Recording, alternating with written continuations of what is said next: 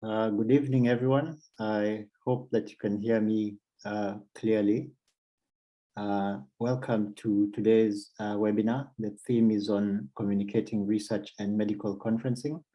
Our MC should be Dr. Chris Baraza, but I think he's held up in theaters, so I will stand in for him until when he can join us.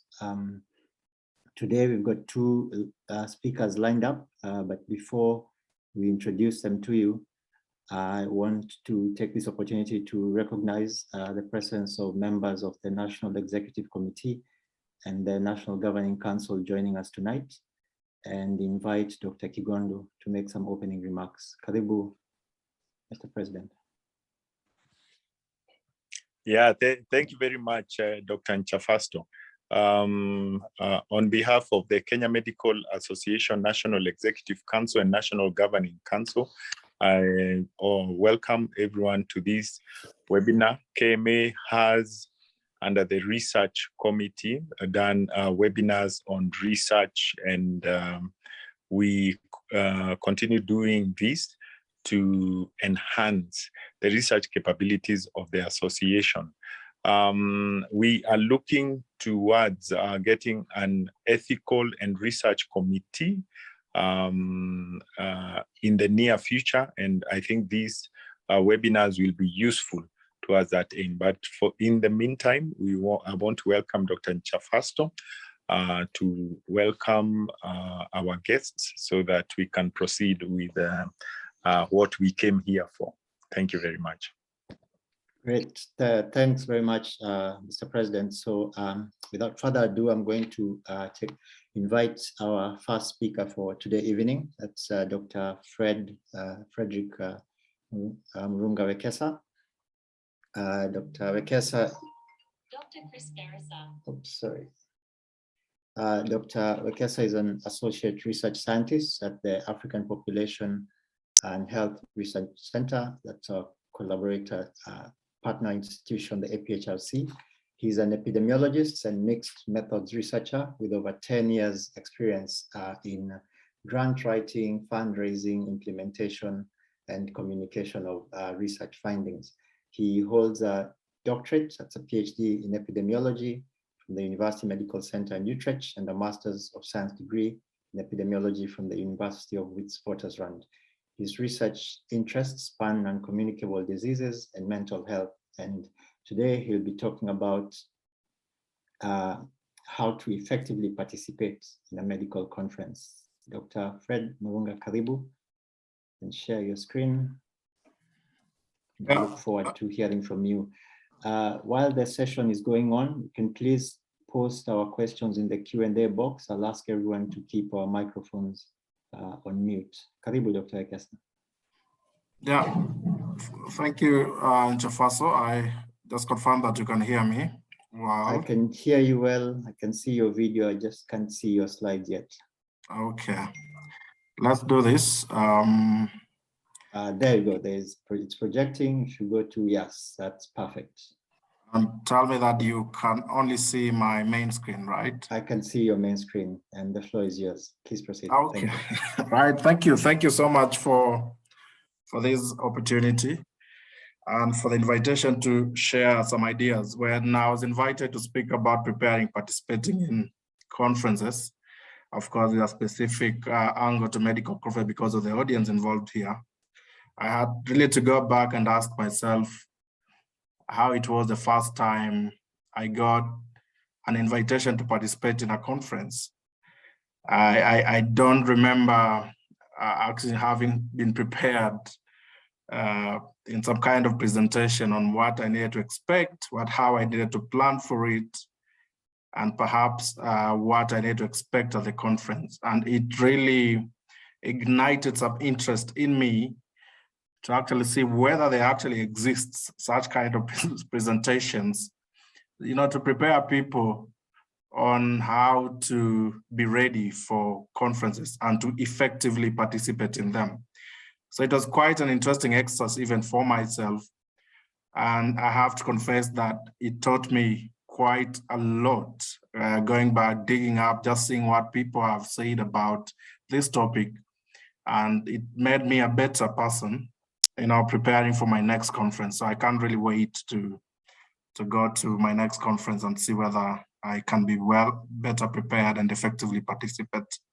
So we'll be talking about communicating research, and in the communicating research and medical conferences about preparing and participating effectively in the medical conferences.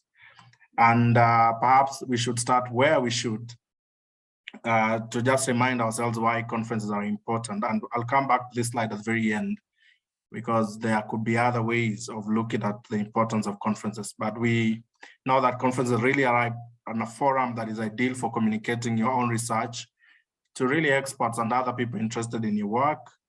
It also allows yourself to stay up to date with developments in your field and to keep contact and make new contacts with other people in the same field.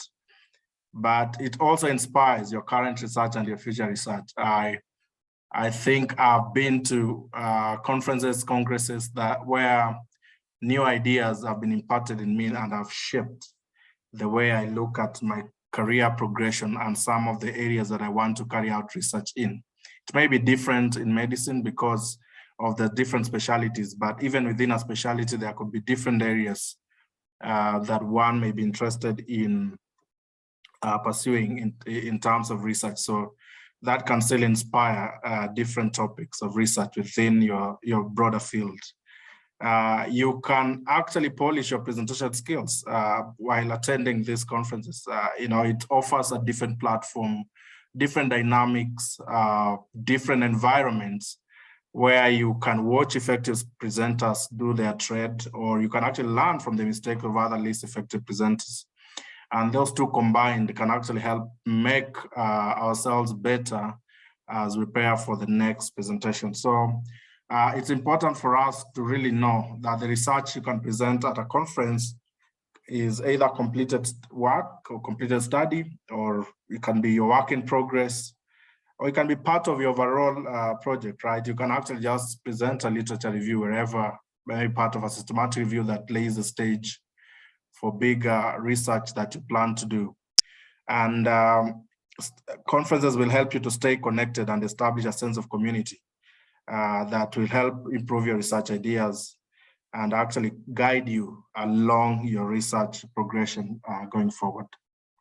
So with that out of the way, especially with this day and age, we are seeing that the different formats of conferences, we are familiar with video conferencing and web conferencing. The two are intertwined in a way, only that video conferencing could be a part of web conferencing, especially now when we do attend conferences virtually. There's a lot going on with Zoom and other platforms where people can make their presentations. But the most conventional that we get used to has always been attending seminars and congresses and actually being there in person, enjoying the trip to a different city and actually combining work and play and meeting other people from different parts of the world. So that is what we are familiar with. It has shaped the way we present our research findings, we communicate our research, and also how different institutions have actually had to disseminate the kind of work that they do.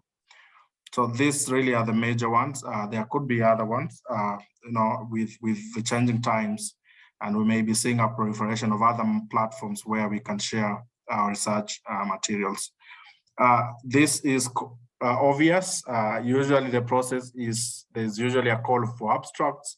So the Kenya Psychiatric Association, for example, is currently asking for abstracts towards the end of July.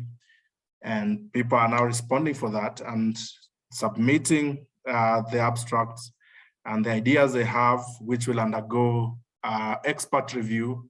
A group of people put together to actually look at the merits and the value of what individuals are submitting. And then there's, of course, a point of acceptance and notification. So we know these are the process. Sometimes people are invited to make presentations, so it doesn't really go through this process. And sometimes people, all presentations that are actually perhaps submitted are given an opportunity in different ways, as we will see the different approaches to make presentations. So usually you'd expect that after you've gone through the process of just articulated, that you then start preparing for these opportunities to present or disseminate your research. And therefore, 4 main elements come to mind. That's preparing adequately, as we'll see what that exactly means. Making arrangements to appear, and I say making arrangements to appear because now we can make different arrangements to appear at conferences.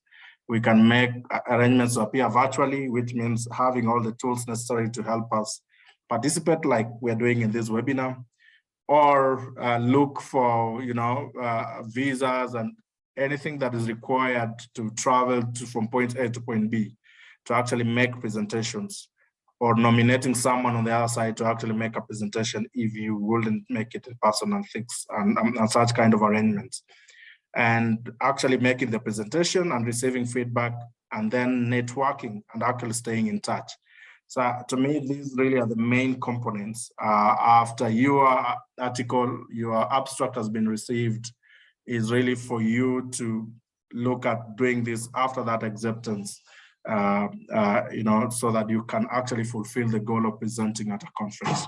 So like I said, looks obvious, sounds very obvious, but like I was reading at this, it actually ignited an interest to see whether we actually make effort to look at these steps step by step, and making sure that we actually get to effectively participate in conferences. So there, like I mentioned, there are different presentation types. So after your abstract has been presented, and usually there are different criteria used to score and look at the merits of different research being presented at conferences. And reviewers would then say, okay, for research type A, we think this individual can actually present orally, so to a panel, to the plenary, to individuals orally and receiving direct feedback, or they can actually prepare a poster. And at this stage, I've actually, over the years, after attending a number of, I've seen the value of having your presentation more as a poster than oral. It sounds more prestigious to make oral presentations, but I've come to learn that poster presentations, in a way, give you more value. People come there, a number of people look at what you've done, engage with the material one-on-one, and actually give very good feedback that you can take down and actually incorporate back into your research. So all this, both these two ways of presenting have their different merits, but like I say, they give different advantages depending on what you're looking at. So one is more oral, the other one is more post. And increasingly, we have been seeing more digital formats of posters. So you don't have to print a banner and bring it with you, then lose it on your way to, I don't know, somewhere, lose it in a plane, and then you get there, you don't have that. We've seen modes where you can allow to actually prepare your poster in a digital format, and then it's actually shared on a screen or a monitor digitally, and then you can actually present that way. And like I said, you can actually add more other forms. That's why I put that to be added section. So then how do you prepare? This is an offshoot from this presentation, because they're really tied in. Effectively preparing really means that you should be able then to make the presentation. And that means you have to prepare adequately to make a presentation, whether it's either virtually, whether it's a poster presentation or oral presentation. There has to go a lot of effort has to go into the preparation and make sure that the material is presented very well. So usually one would ask themselves, what does the audience already know and what do they need to know? It's sometimes difficult to separate these two things, but you would look at what you have engaged with in literature review, seen what other people have done, and looked at salient findings coming out of your research, and actually think that that's what the audience may be interested. Or do you look at very interesting findings from your research, whether it's a new plastic surgery approach, and you think that it's groundbreaking and you want to share that with audience that are interested in plastic surgery. So those are the ways of identifying what you think would be new and what you think the people already know. But more importantly, even as you plan to share what you think is new, then it's more important that you practice and talk to the talk, and you time yourself, because there won't be much time, as I'm seeing as the clock rolls, even for myself to make this presentation. I needed to time myself based on the amount of time that was available for this presentation. For purposes of length and detail, remember that if people are interested in your research, they will take the opportunity to read and research your paper. So don't dwell so much in some of the too much details, superfluous details of your presentation. By practicing the talk and timing yourself, you actually formulate a clear structure where you actually discuss every aspect of your research, which could include the introduction. You have to link points across your presentation, and you have to really come to a conclusion strongly, because that's the take-home message that you want people to remember once you're done with your presentation. You can never overemphasize the issue of arriving early at a venue. I call that a reconnaissance trip. You want to be familiar with, you know, what gadgets exist, which platform, what height the platform is, you know, how people will be seated in the auditorium or wherever the presentation place will be, so that you can actually be able to be at home when your time comes. But more importantly, when you go to a venue, you actually can listen to other people and learn from their mistakes or what they're doing well, so that you can actually be very well prepared by the time your turn comes. Again, arriving early is a reconnaissance trip that helps you prepare very well, both on the technical aspects, but also on the understanding of which audience exists, especially when it's a back-to-back presentation. And these other points, just after the asterisk, to me would be best covered in a training on public image, a training on presentation skills, effective communication, but I just touch on them on this presentation. That we've been taught in making effective presentations and making sure that we participate very well in conferences, that we have to make eye contact, we have to project confidence, the way we stand with our body posture and voice and the movement. And we always have to, you know, break the monotony of the findings in science that we can load over our PowerPoints and just present a hook. You could ask people, for example, if they knew that, you know, do you know something? Do you know that 50% of, I don't know, younger people in this part of the world go through A and B? So such kind of a hook that will track people. Or you could say the tragedy that has befallen the nation today as a result of A, B, and C can be equated to, you know, this kind of tragedy that was seen, you know, many years back, where a number of people are killed. It just brings your findings into context and can bring people's attention back. But more importantly, be aware of levels of engagement. Like now, I can't see, but another challenges of virtual presentations. But in a physical room where participants are many, and you can actually have a chance to look at the people, especially people closer to you, you can start telling when people are starting to drift away. And then you can bring hooks in, you can change your voice tone, or you can bring the attention of the room just in different ways. Like I said, this can be better covered under effective communication and presenting skills in a totally different opportunity. So, I mean, I will not restate this again. State your aim and purpose, like I said. Always contextualize your research by positioning it what people have already done through literature reviews and things like that. And then usually present methods and findings clearly and attractively, because people know all these study designs, especially if they come from your field, but you want to see what was the novel approach, what new thing did you do? And sometimes it may not be very important to actually revisit issues around methods, especially when you know you are preaching to the converted, when people really understand. If you're a statistician and you're speaking to fellow statisticians, really, it may not be very interesting for you to rehash what they know, but just bring a new approach in the way you approach your analysis, and that may attract attention in the way you present your findings. You need to end your talk, like I mentioned earlier, with a powerful take-home message by emphasizing the major points in the presentation and highlighting the significance of the research. You also have to deal with questions, of course, effectively. During the question time, you need to maintain eye contact You need to follow up questions by paraphrases to make sure that you have understood what other people are saying. And if you don't have a direct answer, you can acknowledge and say, you know what, I can get back to you, or you have not thought about that, and perhaps it's a new opportunity for you to carry out your research. It doesn't stop at presenting. It would be a tragedy or even a travesty if you went to a conference and did your presentations and packed your bags and went shopping and, you know, looked for good places to, you know, sample the meals in the new city and went back to your hometown. I think that would be a missed opportunity that may take away really the value of attending conferences. So usually networking is one thing that you would want to take up. You need to update and incorporate ideas on your research based on the feedback received. And you have to start cooking up new projects based on the inspiration picked at these conferences.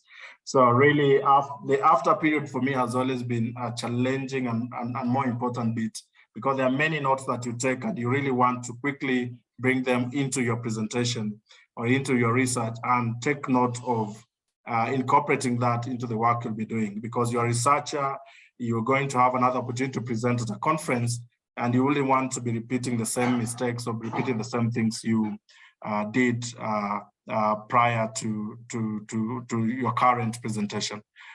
So then what goes into effective networking? Really, it's taking interest in similar research that is being presented and then chatting about it later with the individuals presenting in the field you're interested in. So common interest, really. You don't want to spend time with people from your institution. So I'm not saying you run away from people from your home institution, but you may want to, you know, give them free time to also interact with other people as you interact with other people from different countries, from different, jurisdictions, so that you can actually discuss and plan to partner in the future. As we have come to know, lunch and dinner functions are great occasions for establishing such kind of links, and we make the most of such kind of opportunities. And just final tips, as my time really comes to the end. Pre-conference, look out for pre-conference opportunities. Some congresses come with early career research capacity building training, and you may want to arrive 1 week earlier to participate in this. You may want to look out for scholarships. Some of them are full, they cover everything, including accommodation and air tickets. Others are partial, perhaps only for conference registration. You may want to look out for opportunities to register as a member of the community of practice that is there at the conference. So could be a Royal Society of something in your field and you want to participate there. But also look out for opportunity to publish your presentation. I know people like the World Congress of Epidemiology usually publish abstracts, and you can actually be cited later, and you have the opportunity to improve that into a full manuscript, and then actually have two sets of publications. But look out for entry visas. Just yesterday I was looking at social media about what Canada has done with the AIDS conference and how they have blocked every person who is coming from outside Canada to participate with long delays for visas. So these are some of the things we need to be looking at. For example, if you want to go to the US in 2025, you may want to start applying for your visa now, and all those kind of considerations, and look out for opportunities for virtual participation. Finally, like I said, there's a sideways look at why people go to conferences. It's not just about meeting people in your field or learning presentation skills. It could as well just to get published. You may meet your reviewers there. For some of you who have published, you know how you submit a paper to BMC or BMJ Global, and they come back and say 1 month later, we have not met reviewers. Yet if you met someone in your field in Canada or wherever, you could write to them and say, hey, do you mind reviewing a paper for me? There's nothing wrong with that. If they don't want, they could link you to someone else. You can meet your editor there. You can pitch your manuscript to them and they can help you publish it. Or you can actually meet co-authors and you can work on a cross-country, kind of publications in your field that will attract more interest and more attention and get your citations quite highly. So these are sideways look at why people go to conferences and effectively participate. And I hope I've done justice to this topic and really ready to receive any questions or conversation or addition to this. Dr. Navaso, I'll stop there. Thank you. Great, thanks very much, Dr. Wekesa, for that very interesting, insightful presentation on how we should be preparing for conferences. We'll quickly move on to the next speaker, and then we'll take questions right at the end. So our next speaker is Dr. Angela Koech. She's evening, which is a Q&A session. So thanks, Dr. Wekesa. I can see you've been busy in the chat box trying to address some of those comments and questions that have been coming. One of those that came across earlier, I saw was someone asking for clarification on what are the differences between workshops, seminars, conferences. I think from memory, I remember workshops are more practical in nature and seminars tend to be a bit more academic in nature. I'll be giving you a chance to respond to some of the questions there, but I see someone with a hand raised, that is Philip Paclia. Philip, I'm going to give you a minute to ask your question. If you can unmute and go ahead.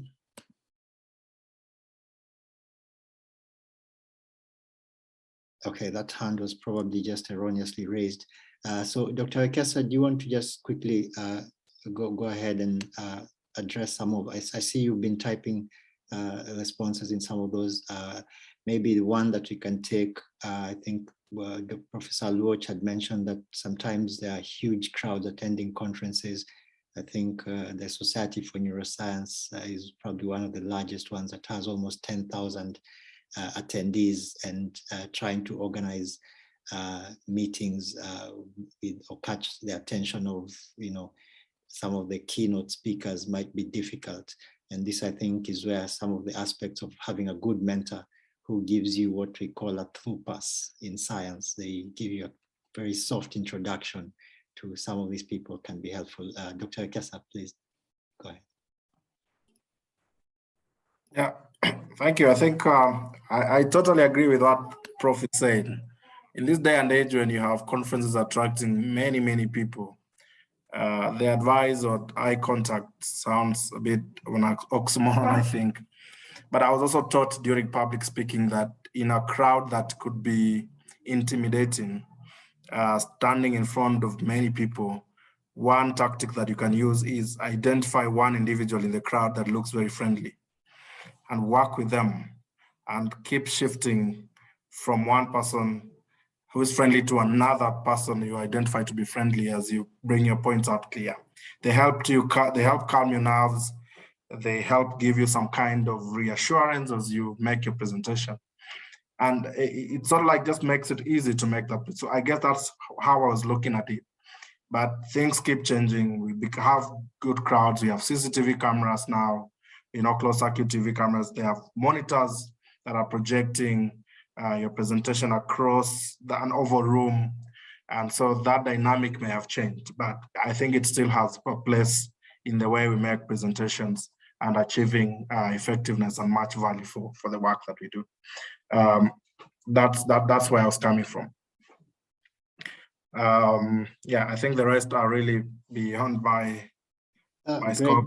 Issues around CPD as well. I think that's more in the realm of Angela, perhaps. Sure. Thanks for that, Dr. Wekesa. I'm going to just also bring in Professor Koech into the discussion here and to make comments and all that, and also try and address the question that Prof. Mwanda has raised on the role of target audience in shaping the presentation. Professor Koech, please. Has raised their hand. I'm going to allow you just for half a minute to unmute yourself and ask your question.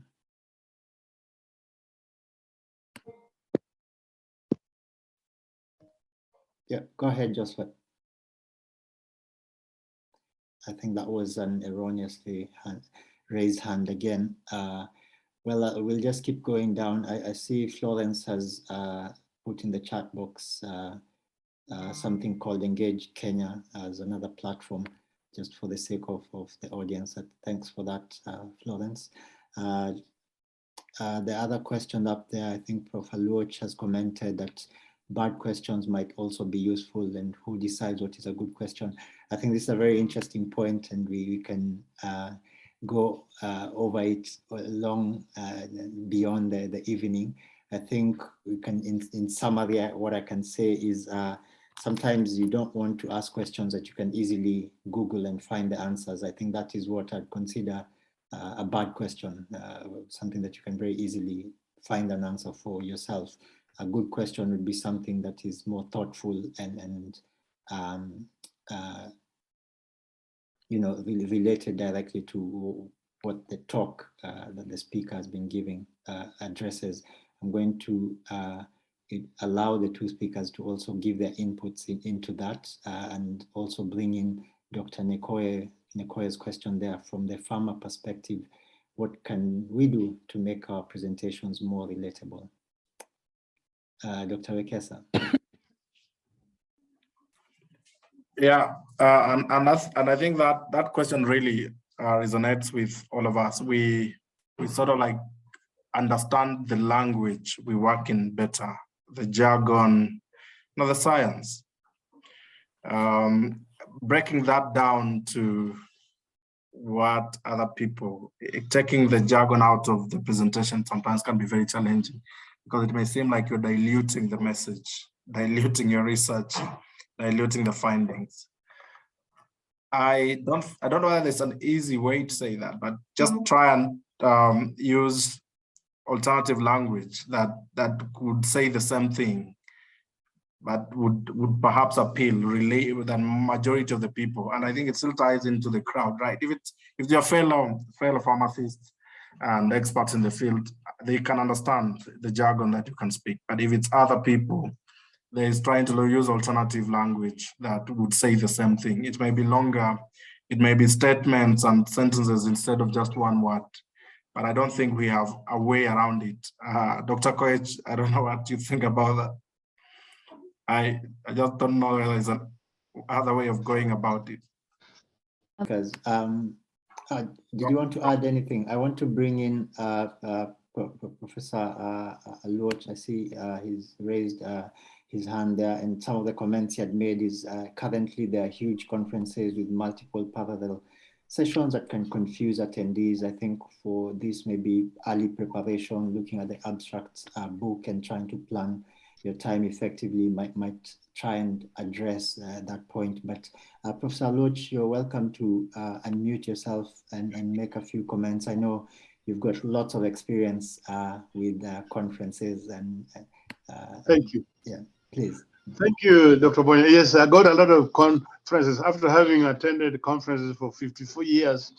That's a lot of conferences, and having been a research director, that means I attend a lot of conferences when I was in public service. So I learned a lot about presentation and conferences. But what we must appreciate is that things change. So the way Dr. Wekesa had talked about organizing conferences, that was very good those days. But now it's completely done, and most of the things are done by artificial intelligence and computers. You don't have to go the good old textbook way. And as I said, and you said, now some of the conferences are now so many, and even the attendees are confused of which session to attend. You can have conferences. I attend some of the conferences where there are more than 20 simultaneous sessions, and you may be interested in all of them, but you can't attend all of them. So some people ended up attending none, or just walking around or shopping, just walking from one conference. You go into one session, before it's ended, you want to go to the other. So at the end of the day, you wonder what you have attended. It's like writing a love letter. You begin by not knowing you say, at the end of it, you don't know what you actually said at the beginning. That's one of them. As I said, Dr. Koech talked about conferences improving your CV. I think that's very far from that. I mean, how does it improve your CV? Okay, it may improve your knowledge, that's true, but that's not necessarily improving your CV because CV is what you have performed, not so much of what you've had. And I mean, unless you're writing each conference you arrive is a point. As I said, some of us will now have a textbook to fill it, to just write how many conferences I've attended in my lifetime. So I don't think it moves CV at all. And there are a lot of people who attend conferences and come out with nothing. In fact, some of them just go shopping and walking up and down. One thing we must agree is that conferences not necessarily contribute much to CPD or continuing medical education. This is what was believed before. But now that we have been able to measure the effects of CME, i.e. the outcome of the patients you treat, it's been shown clearly that conferences do not result in improvement of outcome of your patient to the degree we thought. Okay, it does, but to a very miserably small extent, less than what we thought, and even to improving of your knowledge. Okay, the important thing about CME is that it's supposed to improve your patient outcome and not just having a lot of knowledge in your head. And that is probably good for you, but not good for anybody else. Okay. I would talk about this conference forever and ever. But no, that's all right. Thanks very much, Prof. Aloch, for those comments, and I think well taken with some of the younger people in the audience as well. One of the things that I can comment about conferences improving patient outcome, I think, is not really conferencing in the traditional way, but with the COVID pandemic, we've had webinars or ways of using the digital space of sharing information quickly, and some of these. I just have one point I wanted to say that Dr. Makeza talked about. That is the presentation of research findings. At the end of the day, research is only important, useful if the so-called policy makers get to know what you're talking about. For example, you can do much about COVID vaccine, but if you don't convince Trump or Biden or our president, it won't be useful. So that's why you have to also present it in language that they can appreciate and get them appreciated. No, you may appreciate the science, but they don't appreciate the science. You tell them exactly how useful it is in simple language they understand. Then they can kind of authorize it to be used. Sure. Thanks. I think time is quite gone, and I want to bring this session to a close with just answering the last two questions. I'll send this one to both speakers. Conferences unfortunately attract substantial costs, especially for the young doctors. How do we identify funded opportunities? And someone is asking, what are the major parts of a presentation at a conference, and what exactly do funders and judges look out for? Go Dr. Wekesa first, your comments to those two questions. I totally agree about the costs of conferences. It's because conferences have got all these things. It's about the visa, it's about the travel, especially if you're doing it. As a good professor says, now we have opportunities to consider how we want to participate in conferences. But if we go back to how we started, why then do we want to go to these conferences? I think Dr. Craig talked about, is it exotic city? Do you want to also travel and participate in conferences? There are all these motivations, right? So assume you also want to travel and participate, then there's also that cost of actually traveling, getting the visa, accommodation, food, and everything. But let me come to solutions that can actually be practical. I know especially early career researchers have a number of opportunities. Being a member of community of practice, I know, for example, the World Congress of International Epidemiology Association has country chapters, has regional chapters, and through which, if you become a member, you can actually benefit from scholarships that are actually raised by conference partners to give scholarship to attendees from the so-called low and middle income countries or low income countries. And that has been a major way through which many people from developing countries have actually been able to attend conferences. We also know about travel grants. I think they're called conference grants, and they're usually out there for competition. Some of them target, again, developing countries. And if you're planning to go to a conference, you can actually separately apply for a travel grant to go and present your work in a certain conference that you have identified. And people look at such kind of applications, actually provide money. So scholarships exist in very many ways. And sometimes I think even organizations, membership organizations like AMA, for example, or even within institutions like APHRC, they could have, these kitties that are available for members to dip in and, go and present, especially if what they're presenting is really of much value and needs to be presented outside. So it's really about knowing that these opportunities exist and actually tapping into them. But the low-hanging fruit is actually being a member of an organized community of practice. And usually these know how to fundraise and make money available for their membership to travel to these conferences. Great. Anything to add to that, and a parting shot from you, Professor Koech, Dr. Wekesa, Professor Angela Koech? Most conferences would be very prescriptive by deciding this is how you structure your abstract when you're submitting it.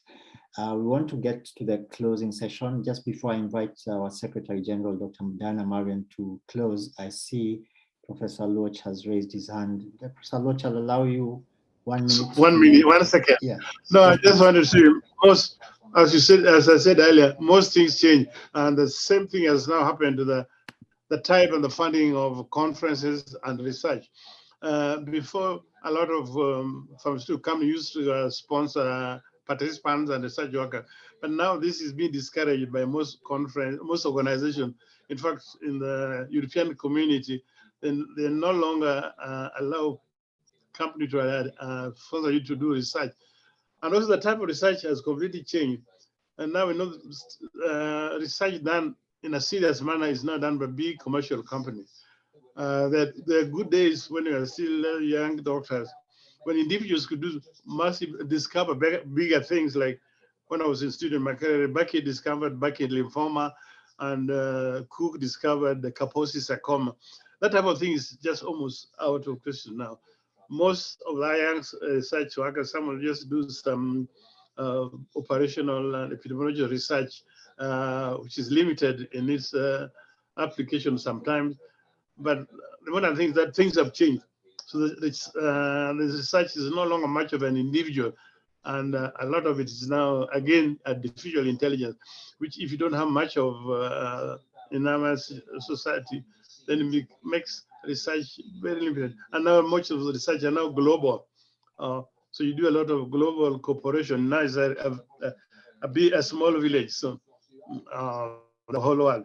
So things have changed. That's what I'm trying to say. Perfect. Good. Thanks very much for those comments, and thanks very much again to our panelists and speakers. Final parting shot. Our president there has just said, sometimes we just want to go to conferences to meet each other. I think after sitting in Zoom meetings for the last 2 years, I think this is very true. Thanks, Dr. Kigondo, for that. So we'll come to the end of this Q&A session, and I'm going to now hand over the meeting to KMA Secretary General, Dr. Diana Marion, who will do the vote of thanks and closing. Thank you. Karibu. So good evening, everyone. I want to take this opportunity to actually thank everyone who is in attendance. I want to really bring it forward that this was a well thought out and timely topic, especially for the young researchers. Most of the time you will do your research, but most of the time you'll be stuck at how do I communicate my findings? How do I present this in a conference? How do I present this in a seminar? So at least one of the things I would say is that we've learned a lot as attendees. I like to really appreciate the speakers, Dr. Angela and Dr. Wekesa, for giving a very simplified look with practical examples of navigating, especially how to deliver the research findings and actually how to really do target networking. Most of the time, especially if some of your personalities, as mentioned by Angela, there are people who really get it hard to interact in a group. And what has been brought forward is it's also possible, even if you're the most shy person, to really get this forward, the target networking. I want to really thank Dr. Nchafatso the moderator, for making this a very effective, thought out presentation and making it successful, timely. And I also want to thank the members of NEC in attendance and everyone that has made this possible. I want to wish everyone a good night. And I also want to remind us to continue supporting this team. We'll keep on having webinars. I think one of the things that you will realize is that there's a timetable that is sent out. So we'll keep on inviting attendees to come, because these are great scientific sessions. Some of them you might miss, but try as much as possible to be attending. Otherwise, thank you and have a good night. Great, thanks very much, Dr. Diana Marion. Just a last point, we're being reminded how we can renew subscriptions to KMA in the chat there. Thanks for that, Dr. Kigondo, and thank you, everyone. Have a nice evening. Thank you. Yeah. Bye. Thank you. Bye.